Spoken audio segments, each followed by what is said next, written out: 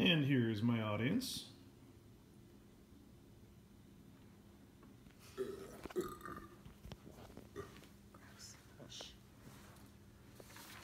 All right. Hello, namaste, ni hao, aloha, shalom, guten tag, bonjour. Now put away your Google Translate, because let's try this again in a language that you'll understand, more American, more English. Hey, how's it going? How are you? What's the haps, Caps? One of my all-time favorites. What's up? Yes, these all have the same commonality. They're all greetings. They're used on a daily basis, except the what's up part. You may have heard a saying, you'll never get a second chance to make a first impression. Well, it's pretty important in the fact that according to Eric Wengo from the Association for Psychological Science, people make judgments literally in the blink of an eye. He conducted this experiment in 2006. Now during this experiment, he actually showed a group of people pictures pretty quickly, and they had to make a snap judgment on what they thought of these people. Now, the experiment showed that these judgments were actually made on an average of 1/10 of a second.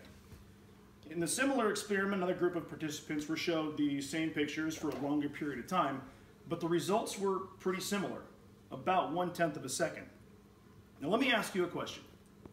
When was the last time you were greeted by a salesperson when you went into a store and they actually shook your hand and made you feel like you were welcome in their store?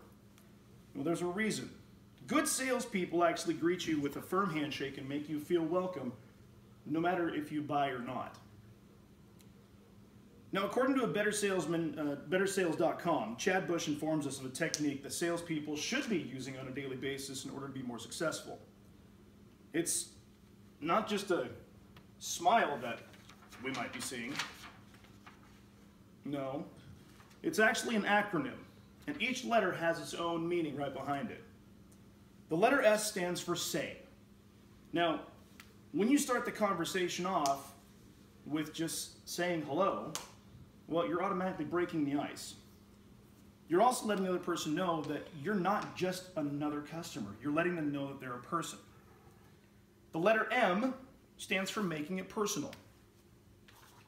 When you ask them what brings them into your store and start the conversation, it makes them feel more comfortable. When a salesperson can find out what their customer is looking for, it's easier for them to show them what they need. It's also an easy way to get rid of the old sales question, may I help you? Well, that gives the customer the automatic out. No, I'm just looking. The I stands for inquire. Now, asking customers questions about them will show you that you're actually interested in them. You're not just looking for their money. The L stands for listen. When you actively listen to somebody, you're showing them that you genuinely do care about what they specifically need. E, well, this is energizing. You're taking what the customer is telling you they want, and then you're automatically giving them the good stuff back. You're making them more excited about the sale. So if they're looking for the brand new, latest, greatest TV, well, you've taken what they've given to you as far as the overall knowledge of what they know, and then you've given it back to them and saying, hey, you're going to enjoy this TV, so when they go home and hook it up, they've got a good TV. So why are greetings so crucial amongst our community and all around the world? Well, it's all about confidence and how you portray yourself.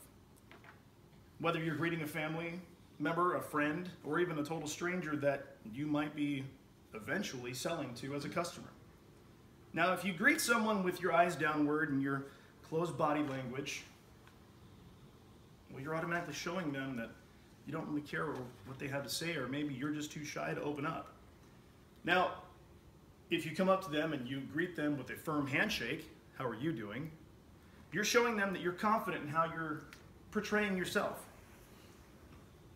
But if you also keep your distance too much, you actually can come across standoffish and a little bit closed off as well.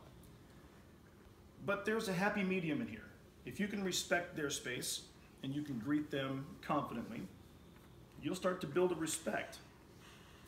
Now, I mentioned earlier as far as how we greet each other from different cultures and around the world.